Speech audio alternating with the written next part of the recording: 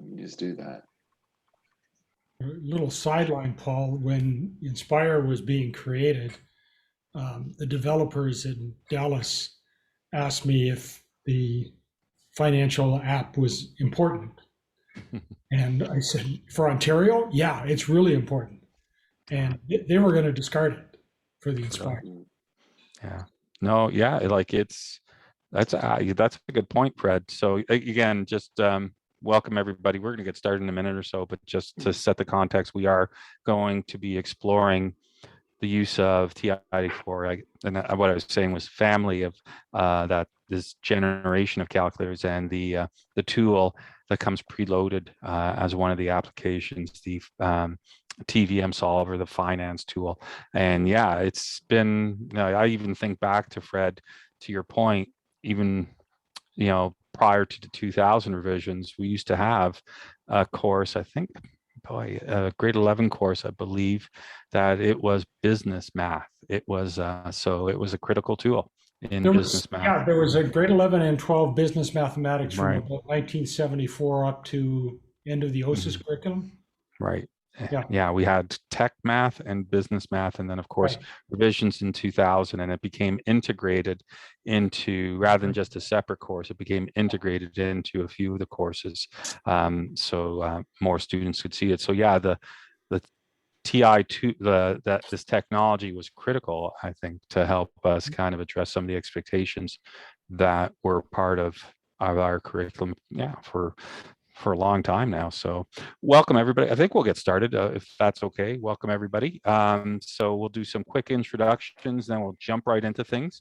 I think maybe let's, so a couple of things before we do those introductions. There is a file that was sent out along with the link to tonight's session, where rather than us having a slide deck and having you have to have eyes on a slide deck and then on the SmartView emulator, we thought we just create this handout that you could also maybe jot notes into, your own thinking, your own notes to yourself, but also it'd be a nice little record of some of the things that we're covering.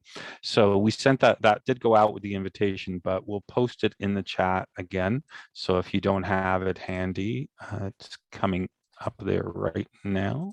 There. So it's that. Thanks, Anthony. Got it. Perfect. All right. It was so nice. We put it up twice. So there we go. So welcome everybody again. My name's Paul. I am a teacher in the Peel District School Board and also a national instructor with Texas Instruments. Been with TI for over 15 years and really learned a lot. It's been, the technology obviously is awesome, but I think of all the conversations I've had with some gifted educators, many of them on tonight with me, and how much I've benefited from those and how much my teaching and my students indirectly have benefited from those conversations. So welcome, and I'm going to turn it over to my co-presenter tonight to introduce himself. Hi, I'm Anthony Meli. I teach in the Toronto District School Board. I'm a hybrid teacher coach, which means I spend half my time teaching students and the other half of my time working with teachers, doing professional development. I feel like I have the best of both worlds. And I have been working with TI tools for more years than I care to remember. I've been a groupie of Paul's for a long time, been to a lot of his sessions, and learning from him and some of the other people that Paul mentioned that are here with us today as well. So I'm honored to be with this group. Awesome. Thanks, Anthony. And as usual, this is actually the last of the series of webinars, which we were chatting right before, which we think been awesome. They've been awesome when we went through some of the Inspire stuff and coding and all that over a month ago, and now we've kind of jumped into TI-84 land, and it's been awesome to kind of reconnect with all the technology. And so this is actually the last in the series, and we're chatting about what's next. And so anyways, yeah, stay tuned, I guess. I'm sure Tom will have something for us. So So yeah, we're going to be jumping into financial literacy. And so if you want to play along, you'll need that file that we sent to you. And again, it's been posted. We encourage you as usual to use the chat. And sorry, I knew there was something in my brain that I forgot. Along with Anthony and I, there are a host of other experts in the room as well. So they will be happy to help if we speed through something and we lose you along the way. So please, make liberal use of the chat so that we know how things are going on your end. So in terms of what you need to have ready, you'll need that handout because it'll just make it easier to follow along if we lose you, but also there is some data that forms a part of the activities. And we just thought it'd be easier if it was in front of you rather than you looking from screen to screen to enter it. So you'll need that handout, plus you'll need your emulator, your TI SmartView emulator up and cooking, or your handheld if you've got that. I think the handheld will work just as fine too. You'll have that student experience in the classroom here. All right, so let's get moving. So I'm going to present my screen. And here we go. Perfect. There's my emulator screen. Awesome. There we go. I'm just going to make... There we go. Sweet. I'm just going to get my chat up and put it over there. Perfect. Okay, just so I can get myself organized. Super. Okay, so I've got my emulator up, and I actually I reset the whole thing. I was checking to make sure I remembered everything and how to do everything, and so I've reset my emulator so it's ready to go. And so if you are kind of maybe getting ready for the classroom and you're going to be using this and you've got the emulator and you're displaying it, you might want to reset everything so you can kind of clear the key press history. And so if the key press history is showing, and remember, you can turn that on or off, so you can hide the key press history if you want, but you can also show it. Right now it is obviously showing, but if it is, if it does have a whole bunch of keys there, you can clear it. And then what I did was I kind of reset everything back to clearing out all the data I had entered in. So if you want to kind of put everything back to that, you can go to second and hit the plus key, and that allows you to access some of the memory tools in here. And I went to number 7 for reset, and that's where I set things back to my default and cleared out all the RAM, all the stuff that was stored in the memory. So so just then you can see there's my key press history. I can clear that if I want and have it ready to go. So if I was in the classroom, I'd be ready to kind of, some of the kids wouldn't be saying, oh, those aren't showing. Should I be doing that? Everything's kind of hopefully ready for them to engage with the learning. All right, so we're going to focus on financial literacy, and specifically the role financial literacy plays in the revised grade 9 curriculum that was released in June of this year. And financial literacy is now a separate strand in the grade 9 curriculum here in Ontario. So I'm going to apologize right now. We are going to have that kind of focus on I guess it's a little bit more urgent right now in the grade 9 curriculum. But I think in a lot of jurisdictions, financial literacy is something that is covered, whether it's in grade 9 or whatever grade. And so it's kind of useful to know how this tool can help you address some of those expectations wherever you may be. And so specifically, we're focusing on 2 expectations in the financial literacy strand. One of them looks at what exactly is appreciation and depreciation what does that mean, and how does that apply to items that you could purchase? And then we're going to focus in on the growth. What is the impact of when you borrow money or if you invest money on the growth of that money over time based on interest rates, compounding, and so on. And Anthony's going to take you through that. So our goal is I'm going to cover something for the first half hour or so, and then I'll turn the reins over to Anthony, and then he'll take us through the last bit with the second activity. So here we go. Talking about appreciation and depreciation, I think the first thing, now again, I'm thinking about that experience in the classroom. The first thing I'd want to kind of cover, especially for that diversity of learner in my room, I'd want to first of all ensure that they are familiar with exactly what are we talking about. What is appreciation? What is depreciation? And so before you kind of just jump into the into anything related to the activity, I'd want to do a little bit of thinking about that and kind of bring to the surface their own understanding of those terms. And then maybe we kind of put a little note in our handout around doing some sort of minds-on activity to trigger their thinking around it and maybe their own understanding of what types of things do you think actually appreciate in value over time, what types of things depreciate in value over time, and if you wanted to scaffold that maybe a bit in your classroom, you could maybe think about maybe even a sorting activity, having a list of all sorts of things like cars, house, I don't know, say a Wayne Gretzky rookie card, a computer, a phone, so on and so forth, and sorting those into things that you think would actually appreciate or depreciate in value over time. And then talking about why, what makes you think that, why do you think that's true? So before jumping into the activity, I think it's important to kind of bring those to the surface. So anyways, once we're ready to kind of actually investigate how appreciation depreciation works, we're going to jump into that activity that we have in the handout. So I'm looking at the handout and it says, so we're going to complete a table with the following instructions. We're going to start with $100, and it's each year the value of this table is 90% of its value the year before. So important to kind of understand what's happening there. It's just not, so it's 90% of the value it was the year before. And so, so we gave you the table already completed, but I probably in the classroom, I might put the 0 year, that initial year in. And if you want to scaffold it, you might want to put in a couple of years, maybe year 4, just so students can kind of check if they're doing things correctly. And maybe even for those struggling learners, you want to give them actually maybe that calculation of how to actually determine the new value for that year. So it's the old value times 0.9. The key thing here is they want to get the data. So I'm going to start off, and we're going to, once we have the data, and so again, if you've got the handout, okay, I'm missing all the chat here. Tom Brady 600 touchdown. Well, okay. All right, that appreciates. Okay.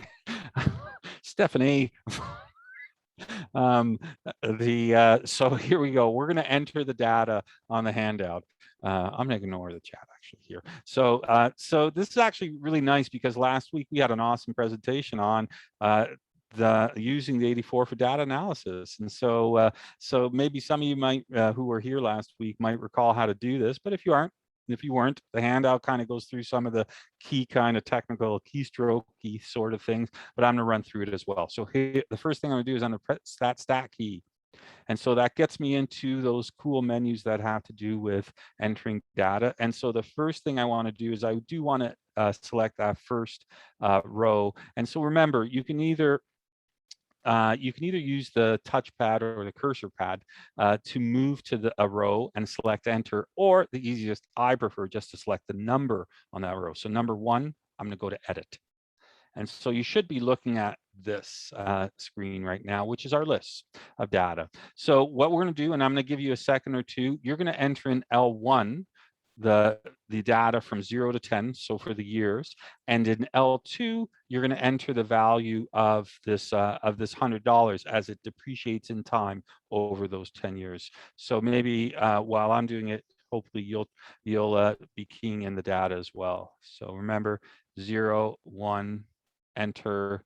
We're hitting enter each time, and don't forget, if you do make a mistake, just overwrite it. Okay, so if you make a mistake, like if I put 6 there and I forgot to put it in my 5, just move up and just overwrite the entry. Okay, this is so much easier to do on your laptop, but if you're using the handheld, it's actually not that bad either, I think. L2.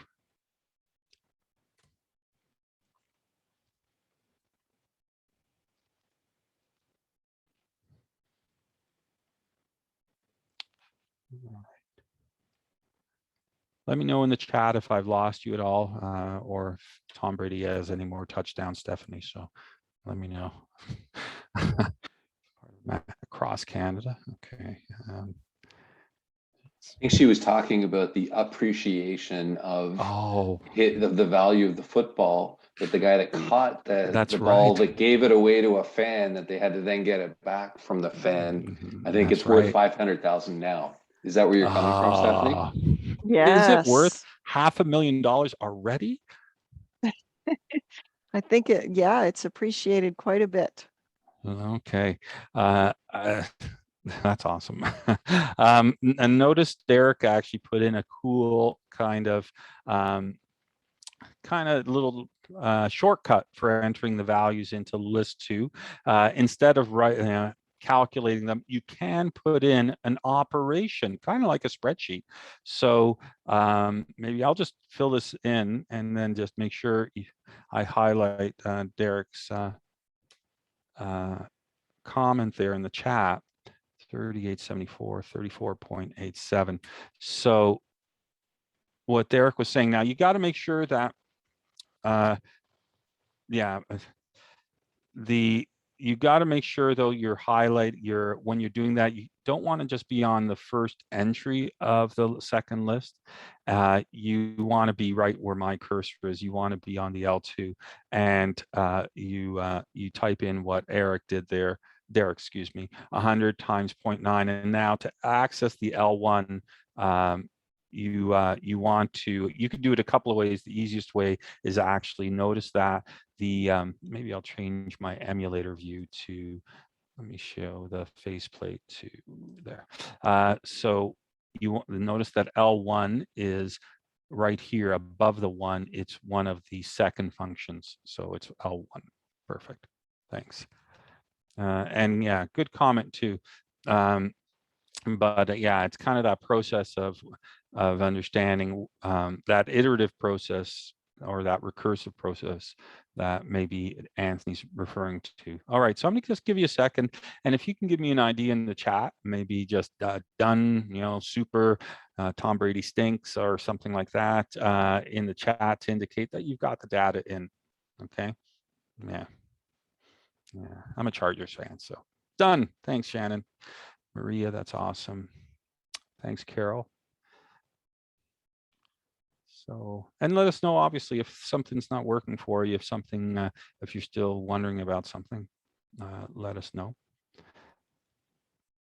Thanks, Ahmad, Gertrude, awesome. Benjamin, thank you, Cindy. Okay, well, it looks like everybody's good to go, I think.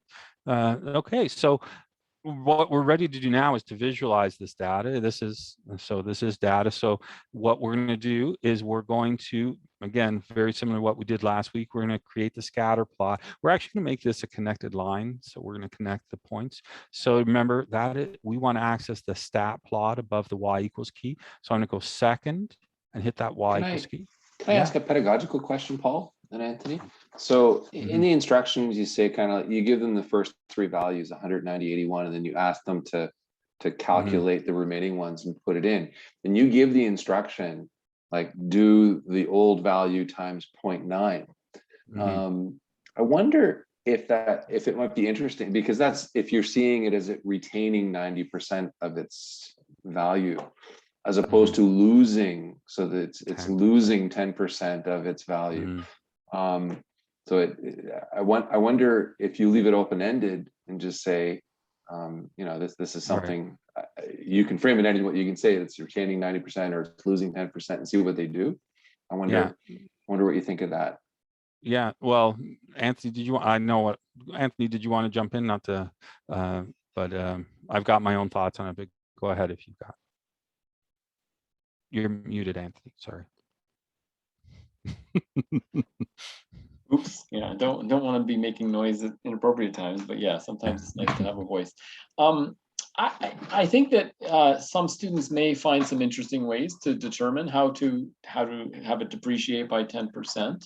I think that showing them an efficient algorithm isn't always the best way to go. If they can get there in a way that they understand. I prefer if they can find their own way and then you show them, and that way they can compare. Maybe they like the way they were doing it, and maybe they actually go, oh, actually I like the way you did it, and maybe I'll do it like that from now on. What were you going to say, Paul? No, absolutely, that's what I like. Yeah, I think that's exactly what I would have said. I would have, to your point, Tom, I would have not shown them anything. I just said, here's the context, and please complete, determine the remainder of the data. It's more for those students who might be struggling learners, right? We don't, and so providing these scaffolds or these to allow them access to the task, because what's the goal here? The goal is for them to see what does appreciation or depreciation looks like. It's not to kind of reinforce how do you calculate the percent of a value. So I think it's still valuable to leave it open and just say what type of strategy will they use to determine 10% off.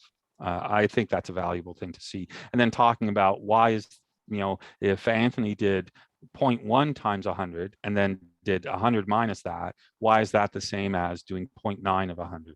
And talking about those two strategies and what's similar about those, but obviously what's different. And so, but for those students who maybe are struggling to kind of even get access to the task, I think it's important as a teacher to kind of have, okay, what am I going to do? What am I going to do in that case? If I could jump in for just a second at that point, we talked about this earlier, Paul. I think it would be a good idea as a teacher to have a completed table in their back pocket. And there are some students, especially in a de-streamed environment, there's going to be some students who, even if you show them that if you multiply by 0.9, you can get the next value, they're not going to be able to correctly complete that table. And you don't want them to be stuck on the first step. So if you can just sort of say, hey, why don't you just use this data, please? And then for the next activity, you're going to use this other data. And that way you're sort of not robbing them of the rest of the activity because they're stuck on that first step. Or even connecting to some of the, like, if you are doing some of that Peter Liljedahl building thinking classroom stuff, like they have kind of a built-in support structure. If there's a random group of 3 at a whiteboard kind of thinking through this together, that might be kind of a nice way for him. No, these are all like, like again, and I think for me, it comes back to what's the goal of the task. Having that clearly framed in my mind as the teacher, the goal of the task is for the students to access this understanding of appreciation versus depreciation and how that dynamic looks visually and how does it look numerically in that table of values and making those connections. So yeah, having that table in the back pocket, or if you are using those principles of the building thinking classroom, that sometimes kind of irons itself out because the students will kind of self-regulate and look around the room and kind of, that's not the way that's interesting. And so you kind of, I think there's kind of a cool dynamic that happens when you incorporate that into your instructional routine. Okay, back to stat plots. So I want to make sure we're done in a few minutes here. So number 1, I'm going to go into plot 1. So I'm just going to click again, select number 1. And so on the handout, it shows you exactly the kind of options that we want to select. So the first thing we want to do is turn on the stat plot. So notice the cursor's on, hit enter. On the type, we want to connect that. So we're going to go to the second one and hit enter. The L1 and L2 are correct. I think everything else on the screen is good to go. So I just turned it on and I changed the type to connecting my connected, I guess, line graph. So I'm just going to hit graph. Okay, here we go. I see nothing. So what am I going to do? Does anybody got any ideas? I don't see my data. What should I do to see my data? So this is for those of you who were paying attention last week in class. Oh, there you go. Thanks, Anthony. That was good scaffolding, Anthony. Zoom 9, very good. Zoom stat, thank you. Ahmad, Cindy, yeah, Windows, you can do that. Oh, that was a good point too. Sammy, Windows setting, you can, so there's some pedagogical value there too, right? Just having the kids look at what should be the window settings to frame it. So, and again, so that's a good point too. The aligner, so they'll need to turn off. A good point. And so Derek, let me catch up to what everybody's saying. So I'm gonna do Zoom and number 9, there's my data. And so to Derek's point though, if anything is in here, if any line like is in here, you might have to remove those or turn off your equations. So, and remember, like just to Derek's point about turning off, if I have an equation in there, to turn off an equation without, like you can just clear it out of there, but you can just move the cursor over the equal sign, hit enter, and that deactivates the equation. So it's still there, but it's not going to be graphed. Okay, good point. All right, awesome. So there's our graph. There we go. Okay, so let's do this second part really quickly because we want to get to the finance solver tool. So there's our depreciation. And so as a teacher, we might want to ask some questions around, okay, the value over a certain amount of time. What do we predict? And maybe we could extend this pattern and see what do we expect and so on. So there might be some good questions to ask to push the thinking a little further. Now, do remember, like, I guess, tech-wise here or device-wise, the trace feature is kind of cool. If I hit trace, it will jump from point to point. So notice at the bottom, it's showing me the value as I jump from point to point. There we go. All right, cool, cool. Nice. All right, so now let's enter in our second data set, which has to do with appreciation. So on the handout, it says, let's start with 100 this time, but then increase the value by 10% each year. Or again, going back to our discussion around, just let the kids work on that and let them figure out what goes into the table. But again, scaffolding for those students who may be struggling and getting access to those answers. So let's get to it. So on your handout, you'll see the table value. So I'm gonna press Stat, 1 again for edit. I'm gonna go over to L3. For those of you maybe want to challenge yourself and use what Derek mentioned, you might want to try that. Remember, it would be, what we're gonna do will be 100 times 1.1, right, times L1, right? So 100 times 1.1 times L1, and L1 again is here. But if you want to, I'm gonna enter in the data here and do this. So 100, 110, so maybe while I'm doing this, you're doing the same thing.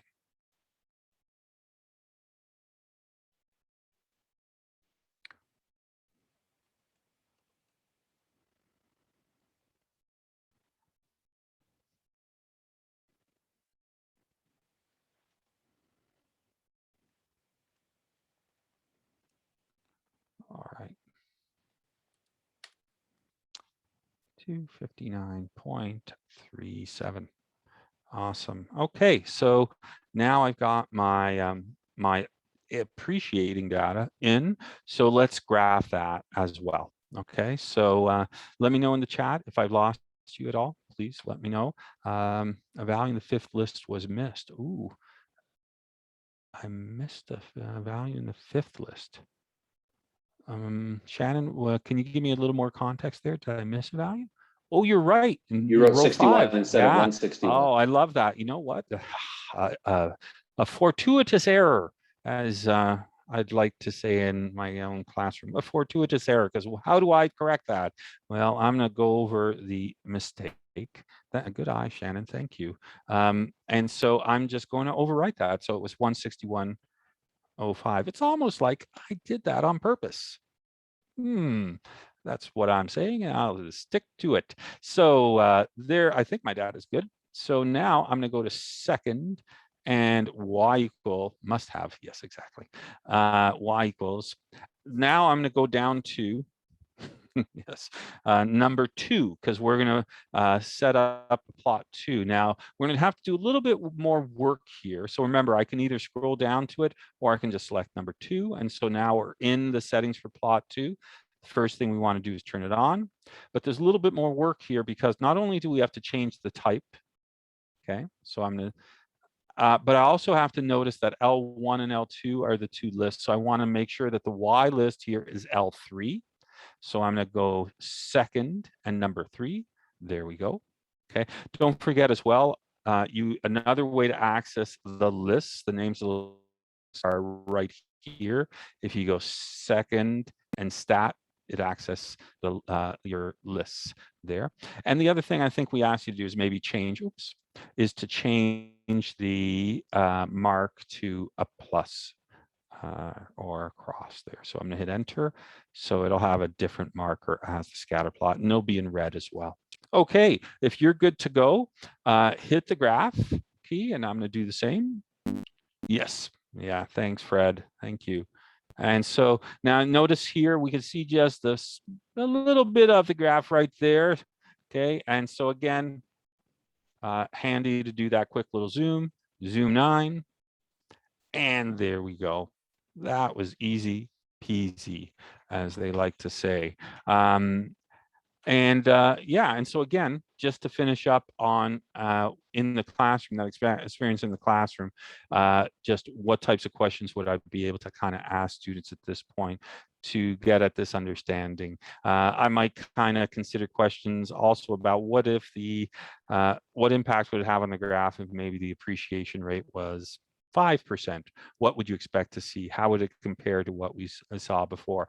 And again, going back to what Derek put in the chat, a quick way to kind of modify those values is to just go up to the header of each list and just quickly type in the calculation for that. Awesome. Right. Community right values. I'm not too sure. No, What you... reproductive rates. So like with COVID right now, a lot of communities are Oh, reporting. So the two yes. measures, so like what the density of COVID is, so that is a proportional kind of thing. How many cases per 100,000 over a 70 period? But then the RT value kind of is really what you're playing with here, 0.9 versus 1.1, for instance, or something like that. Excellent. Yeah. If you want to, so you can have your values rounded near cent. Very cool. Thanks, Derek. Derek is geeking out, so thank you, Derek. So yeah, I guess this is a rabbit hole that we can kind of keep playing with for a while. But I'm going to turn it over to Anthony at this point, and he's going to take us through the other tools that help us explore some of the financial literacy expectations that we might be teaching in our classrooms. So Anthony, over to you, sir. I'm gonna Cool, stop thank sharing. you very much. Oh, there you go. I think you are watching my screen at this point. I put it back on the list screen, on the stat plot screen, because I was thinking of this as you were presenting, Paul. It is sometimes, well, whenever I do any kind of stat plot activity, one of the kids or another, usually a bunch, call me over because they get a dimension mismatch. Have any of you seen that, the dimension mismatch before?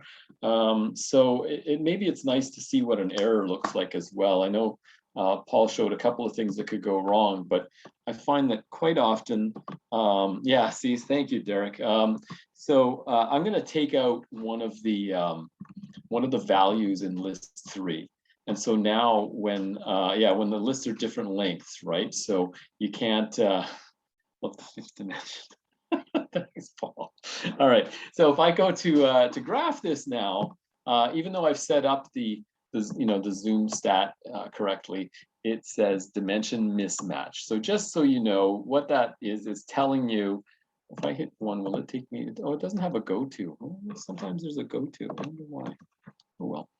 So I'm going to go to stat, edit again, and if you see that one of the x values here, I'm moving too fast. One of the x values here doesn't have a y value that goes with it. That's a dimension mismatch. So you'd want to put in that 259. I think it was 37 or something. And now we can graph it quite nicely. Okay, so yeah, you're going to get that. Oh geez, I can't look at the chat. You guys are killing me right now. Okay, so what we want to do now is discuss interest and the effect of different parameters on how much has to be repaid or how much is earned through compound interest. So what we're going to do is we're going to use the finance tool called the TVM solver. And there's one just like it in the Inspire calculators or handhelds. So what I'm going to do, first of all, if you press Control Quit, it'll take you out of the graph into just a calculator page. The home screen, I think, is what we call it. But we now want to go to the apps list. So there's a button here called apps. It's just kind of diagonally across from or next to alpha. You press that and you see the list of all the apps that are preloaded on this TI-84. And the first one is usually finance. So I'm going to select one. I'm just going to, as Paul said, I'm just going to press the number 1 because it's faster and I'm less likely to miss if I'm bouncing up and down scrolling. And then I have to select one of the finance tools. And the most common one used is the TVM solver. TVM, I believe, stands for time value of money. So we're going to go to the TVM solver, and we get a whole bunch of variables. And we want to, the scenario that we're considering here, and it's in the lesson materials, which actually I should show you in just a minute. Well, first I'll tell you the scenario, and then I'll show you the lesson materials. So suppose you need to borrow $1,000 to buy something, and you agree to pay 12% interest compounded monthly. And you want to pay the loan back plus interest after 1 year. So these are the parameters, okay? So I'm gonna jump over to the website. Maybe somebody could put the link in the chat for everyone, where we have the STEM support lessons. So right now I'm looking at the finance solver lesson, but there are several. In fact, if I jump out to home, I think, I hope I didn't click the wrong one. Yeah, I clicked the wrong one. Uh-oh. I don't actually know how to get to all the other lessons. Tom, how do I back out and see? Oh, coding and STEM support. You're gonna have to rescue me here, Tom. How do I show this one? Yeah, so go to, yeah, I just curriculum supports and then teach. There we go. So we have, you've probably seen, if you've been following along with us, we've got these different lesson plans and activities. And so the financial literacy is the one we're going to be highlighting today. And so the way it's set up, you may have TI 84s or even TI 83s, in which case you could follow these lessons that are marked that way, TI 84. We've got it split up into a scaffolded version, which I think we're going to be mostly modeling today, or there's a thinking classroom version where some of the scaffolding is taken away and students are being asked just bigger questions, like what would happen if you change the interest rate, for example, and then they can explore and they can come up with their own ways to find that out. So the student handout is here, and it introduces the problem right in the box right at the beginning. So you want to borrow $1,000, you agree that you're going to pay 12% interest, it's compounded monthly, whatever that means. The students may not understand what that means at this point, and you're going to pay back the loan plus interest after 1 year. So we're going to use the TVM solver rather than trying to use the what is it, the A equals P times 1 plus I to the power of N formula. I think that might be a bit advanced, certainly for some of our grade 9s. So we're going to explore how we could explore this relationship using this financial tool. Okay. And so there's a little bit of scaffolding here. This could be a handout. This is meant to be a handout for the students. It sort of shows them step by step what each of the parts of the TVM solver do. And then basically they're supposed to calculate the future value. So we're going to do that now. So first of all, it's a 1-year loan, and N is calculated in years. So we're going to write N equals 1. The I is not like in the formula where you have to convert it to a decimal, but it's written as I%. So 12% interest is going to be entered as 12. PV is the present value, or in other words, the principal in this case of the loan. So I'm going to enter 1,000 here for $1,000. This is not an annuity or a mortgage, so we're not going to worry about payments. So we're going to skip that. We're going to leave the payment as 0. The future value is what we want to determine. So we're going to skip that for now, but we'll come back to it. P/Y stands for payments per year. Again, no payments. We're going to leave that alone. It's written as PY as 1, but you can leave it as 1. You don't have to change that. But CY is compounds per year. And since it's monthly, what do you think we should enter there? Monthly compounding. Thank you, Sammy. Yeah, 12 compounds per year would represent monthly compounding. Okay, and so we've entered all the information, but the calculator hasn't told us anything yet, and that's essentially because we haven't asked it to. So we're going to cursor up to where it says FV, and we're going to type in here. Well, it's not actually, we're not going to type anything. We're going to ask it to solve for us. So we need to use the solve command, and if you look really carefully above the enter key, it says solve, and it's in green. So we're going to press the green alpha button, and then press enter. And then it solves.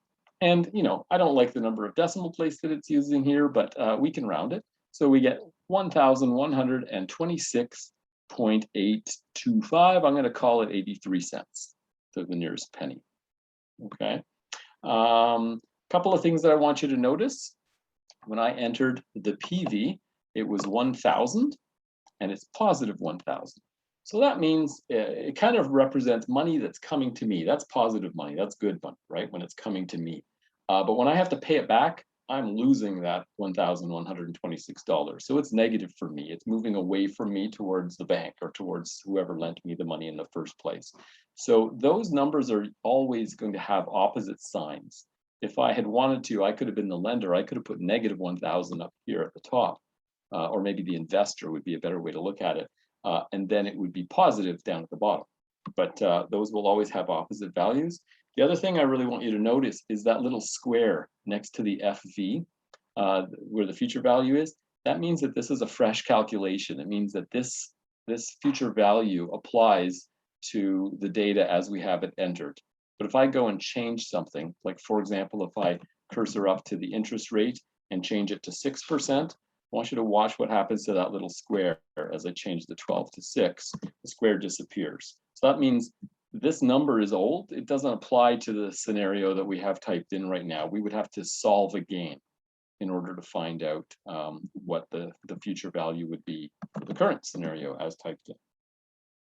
Okay, so I'm going to go back in and solve that again. So we have 1,100 and, wait, did I do that right? Yeah, $1,126.83. Yeah, that's right. Anybody have any questions about how the TVM solver works?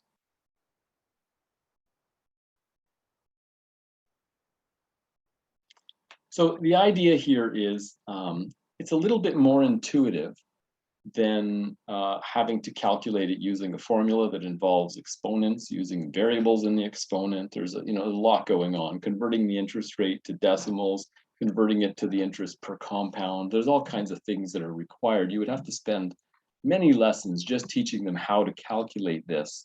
But we really want to focus on, okay, so this is the interest, this is the amount that's owed on a loan with compound interest.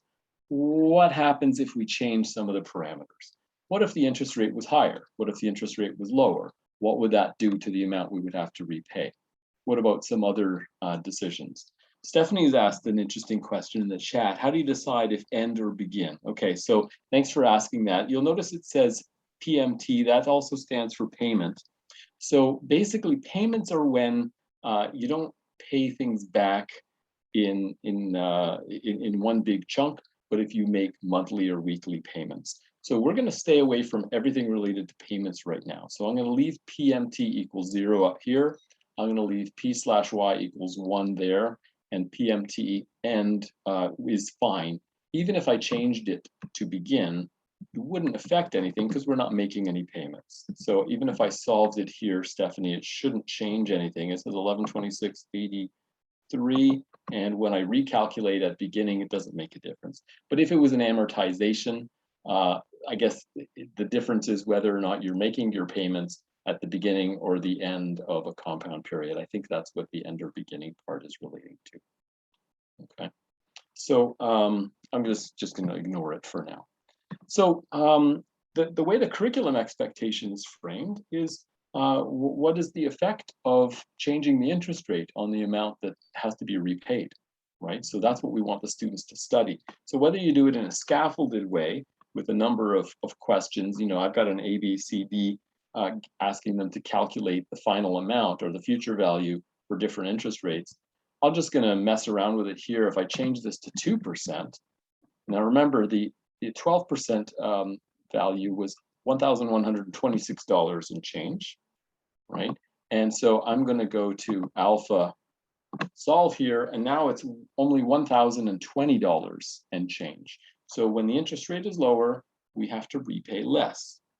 On the other hand, what if we went to a money lender like Cashmart and we had, or used our credit card and we had a 19% interest rate? Then we could try solving that, alpha solve, and then we would have to pay $1,207. So that's more than 1,126. So the higher the interest rate is, the more we would have to repay. The lower the interest rate is, the less we would have to repay. That's basically the relationship we want students to see. Yeah, somebody has asked in the chat, what if we don't pay for 2 years? We wouldn't touch the payments per year because we're not making monthly or weekly payments to repay this. It's not an annuity. It's not not amortized in any way. So instead, if we want to have a loan for 2 years and repay it after 2 years, we would go up to n equals 1 and change it to n equals 2. And that would be basically, I'm going to borrow $1,000 from you. I'm going to hold on to it for 2 years. How much do I need to pay you back after 2 years? So I'm going to go to alpha solve. And now the future value is more. Now I have to pay back $1,269 and change. Okay. So Sammy, I may have missed part of what's in the chat. Can somebody fill me in or help them out? What if we only pay for, yeah, so to see. There's a question too from Sammy. Don't we change compound per year to 24 months? Yeah, so if it's still compound, so if the terms of your loan are that you're going to borrow the money at 12% interest compounded monthly, then that's the terms of your loan. So the C/Y represents the compounding period. That means that the bank or whoever would calculate how much interest was accrued on a monthly basis, right? So, but we can talk about changing the compounding frequency just in a minute, okay? So I'm gonna keep messing around with n for a second here, because what we just did is we changed the length of time, the term of the loan from 1 year to 2 years, and the total amount we had to repay went from 1126 to 1269. So it went up when we held on to the money for 2 years instead of 1. What if we repaid it faster? So this is interesting too. So I'm going to cursor up to where the n is. And instead of 2 or 1, I want to enter something even smaller than 1 to represent less than a year. Okay. So suppose I was going to pay it back really fast. Like I was going to pay it back in a month. How do you do a month? That's less than 1, right? It's less than 1 year. So what I would say is 1 month is 1/12 of a year. I'm going to enter 1 divided by 12, and I'll let the calculator do the work. So as soon as I hit enter, it changes 1/12 to 0.08 and a repeating 3. Okay, so that's approximately 1/12. And now I'm going to cursor down. And I maybe before I hit solve, ask yourself, what do you think will happen to the future value? You could ask your students to do this. Remember that when it was 1 year, it was $1,126 and change. So I'm going to do the alpha solve now and see if it's what you expected. It's much less, right? If I pay it back after only a month, I don't accrue as much interest. I don't have to pay back that much. Of course, I have to pay back the $1,000, and I only have to pay an extra $10 for holding on to the money for a month. Okay, so basically, I guess that would be 1%, because 1/12 of 12% means I'm paying 1% interest in 1 month. Do credit cards, like, do they charge daily interest or something, Anthony, sometimes? They do, yeah. So they charge daily compounding on the interest. So now is a great time, I think, to switch over. I'm going to go ahead and change the term. Why is it stuck? Here we go. I'm going to change the term back to 1 year. So now we're back in the original scenario. And let's talk a little bit about compounding frequency, because that seems to be all anybody wants to talk about here. So we're back at the original scenario. And so I'm going to cursor down to where it says C/Y.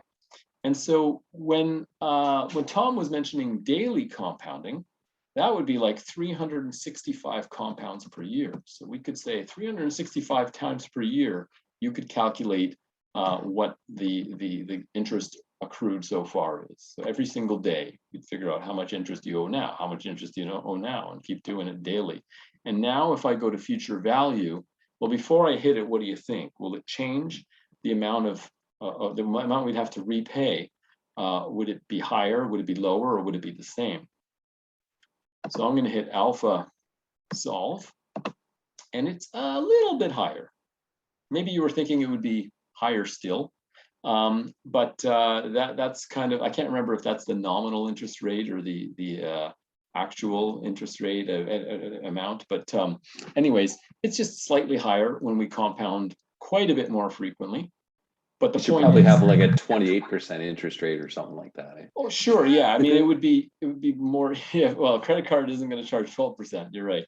But you know, what if we went with a lower number? So we had 12 originally, right? What if it was only compounded once in a year? If just at the end of the year, if we compounded, and so we could do alpha solve, and then it's less than 1126. Now it's 1120. But you'll notice this doesn't have a very profound impact on the amount of interest.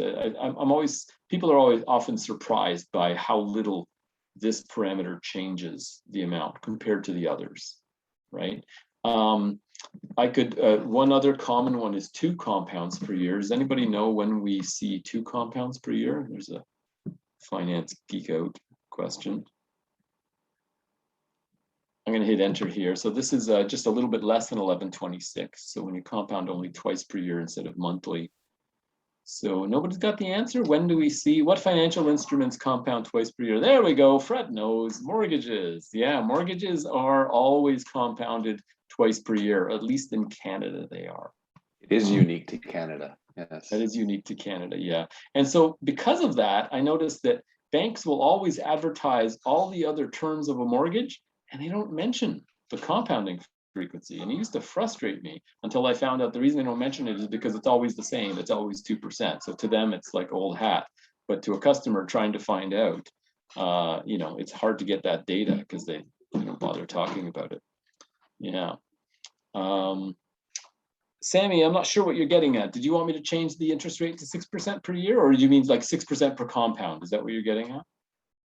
Yeah, that's what, effectively, when you do 2 compounds per year, that's like 6% for each compound period, right? So if you were going to try to calculate this manually, because we've kept the numbers kind of nice using 12%, it's easy to sort of work out that if you do monthly compounding, that's 1% each month, or if you did 2 compounds per year, that's going to be 6% per compound period, right?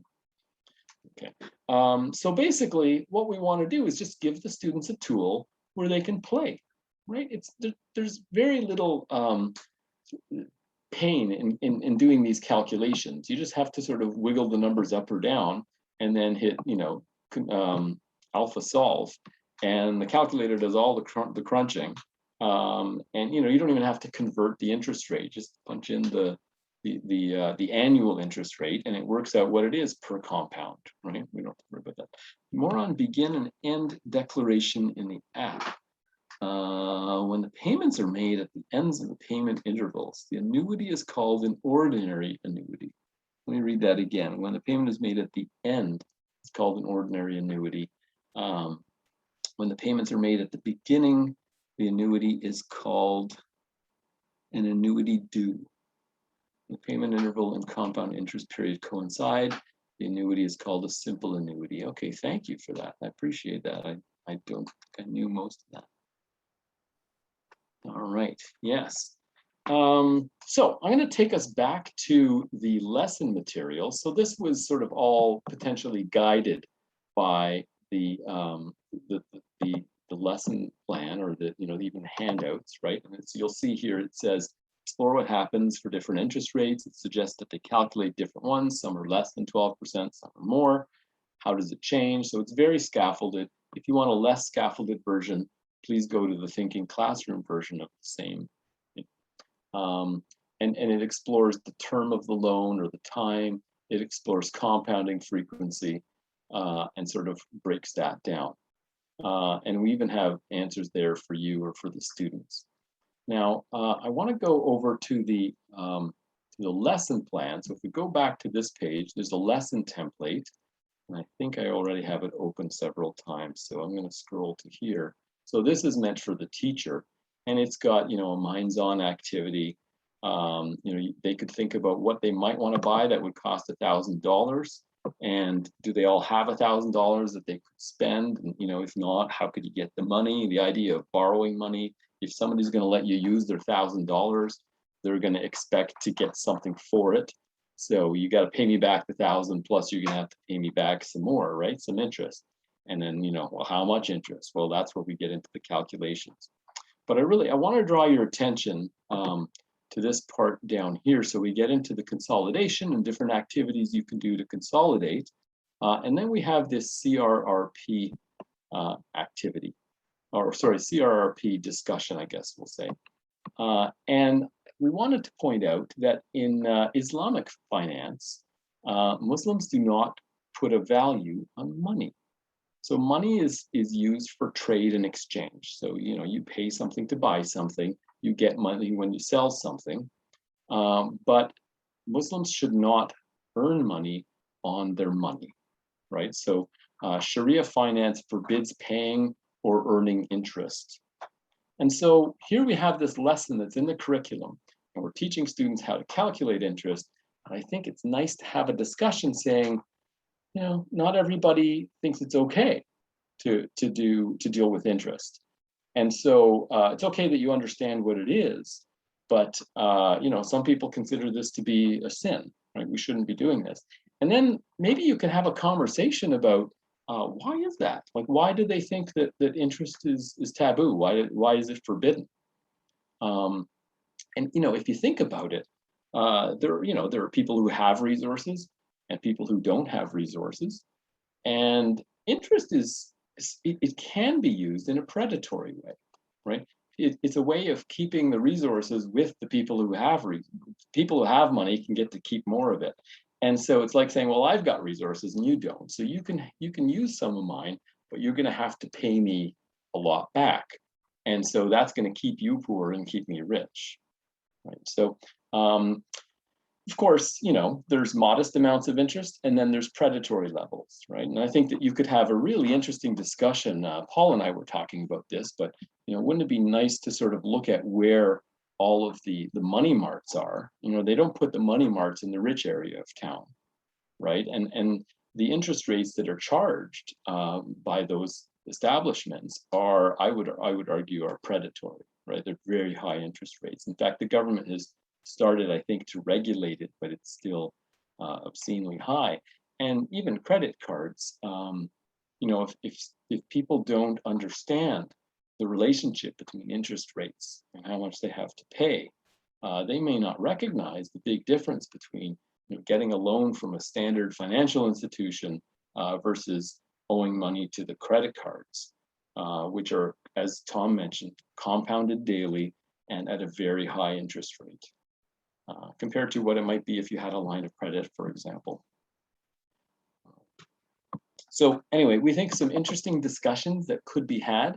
I think if you're going to teach students about interest, it's probably a good idea to also have a discussion around the impact that interest can have on different communities. There's also a consolidation activity. So I'm going to jump back to the student handout.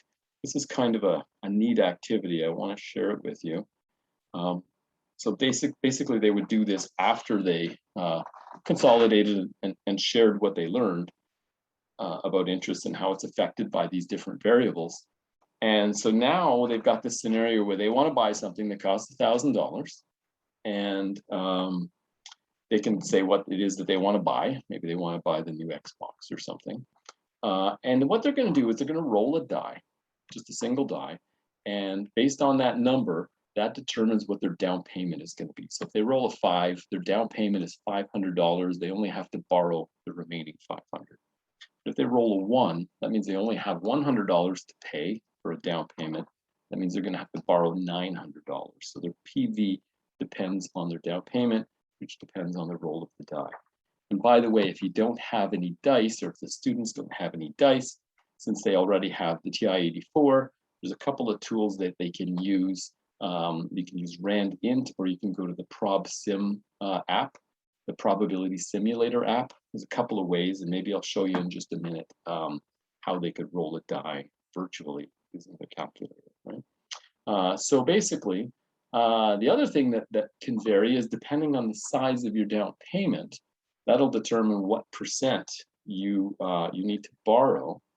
If you have to borrow 90% or 80% of the value of the thing you're buying, that's going to be considered a high risk loan.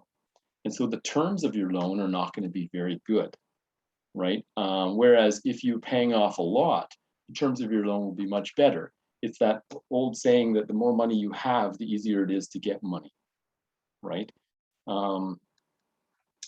Oh, cool. During the measurement unit, I asked students to make a die and keep it later. Very good. Very good. I like that, Sammy. And so what they're going to do then is the other thing is they're going to roll the die again, and it's going to determine how long it's going to take them to repay their loan. So depending on how much expendable income they have, how much they can budget for repayment of the loan. And both of those things are kind of random life circumstances that are going to determine, what they have to calculate. Everybody's answers potentially could be different. And then they're going to work out, how much they'd have to repay under the circumstances that they generated by rolling the dice, right? Why is it better to repay your loan as fast as possible? An interesting question to ask, right? Explain why it's better to have a larger down payment when financing a purchase. And of course, there's two reasons for that, right? Because it affects your interest rate, as well as the fact that, of course, the more you have down, the less you have to borrow. Right? So I think it's kind of a fun activity that goes a little bit beyond just calculating interest, but what are the implications of having money and how quickly you repay your loan, all of that kind of stuff. I did promise that I'd talk a little bit about or show you a couple of ways. Maybe some people can save me here. Thanks, Maria. So I'm going to cursor out here. I'm going to go to second quit to get out of the TVM solver. And let's see, I'm going to go to math, the math buttons under alpha. And I believe if I cursor over to prob, I should be able to find a rand int button. That's it. Yep. There we go. So my lower limit might be 1, upper limit might be 6. And gosh, I don't know what n is. I'm going to try 1. I'm trials. It's the number of trials, I believe. Number of trials. So we'll do 1 trial. And I'm going to paste it, and it's going to put it on my command line, and I'm going to hit enter, and it says, oh, I rolled a 6. And what happens if I hit enter again? Oh, rolled a 6 again. Huh, is there a problem? Let me keep trying this. Oh, I rolled something else this time. Good. Okay. I know. I got a little nervous, right? Yeah. So this is basically we're rolling a die, rolling a single die, and you can do as many times as you want. Or if you want, we can go to the apps, and I think there's a prob simulator. Prob sim here. You can also play around with those things, so we could roll dice that way. So you don't have to actually have physical dice, but if you're prepared like Sammy, your kids will all have them anyways, right? So yeah, so that's it for the activity. I think we finished just about right on time. Derek, would you compare compound interest and simple interest with a graph? Well, yeah, sure, why not? I just want to refocus this though, right? So the expectation was not so much on how to generate the compound interest. My first goal is to make sure that they understand the relationship between how much you have to repay and what the interest rate is, or what the other conditions of the loan are, how long it takes to repay it. So I want to definitely make sure we have time and energy to focus on those relationships. Right. If I can just jump in, Anthony. Yeah, and I think for me, again, it comes back to what is the goal of the lesson. And so for you, it was building that understanding of the effect of compounding on the future value or of a loan, or what effect is the length of the term and so on. But to Derek's point, I think that's so maybe if my goal was, and I think there is, I know there's another expectation in the grade 9 curriculum around the difference between linear versus non-linear relationships. So that would be a cool way to kind of tie in a couple of strands here. So maybe once I've done this lesson, I can then say, what if I didn't compound, and then how does this connect to maybe that algebra strand that we cover, the relations, the linear relations strand. So I think there's a cool possibility for embedding another strand there. So yeah. Or even extending your depreciation thing to kind of the ideas of limits, right? Like that's another one too. Depreciating kind of at 10%, will you ever reach $0 kind of thing, right? And what meaning does that have? Yeah, there's lots of really rich things. So thank you very much, Paul and Anthony. We're at the 8:03 mark right now. We have people kind of popping in to thank you. Did we get to the end, or am I cutting you guys off? No, we appreciate that. Thank you. Um, Okay, that's it. I'm sorry. I wanted to kind of, one thing I did promise was that there was going to be a draw. I got people that that emailed and said, am I still kind of part of the draw? Everyone is. And just so you know how I'm going to structure this draw, every time you attended a session, your name got put in a virtual hat. And of course, I'll write a program and we'll kind of randomly select kind of the thing. And I'll be following up this session with an email that'll say the recording's posted, here are the winners. But I just wanted to formally thank not just Paul and Anthony and all the people that joined in tonight, but all of the folks that both presented and attended over the last 2 months.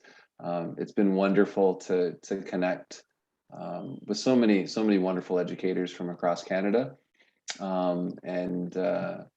Yeah, I think we're now kind of ready for winter to set in.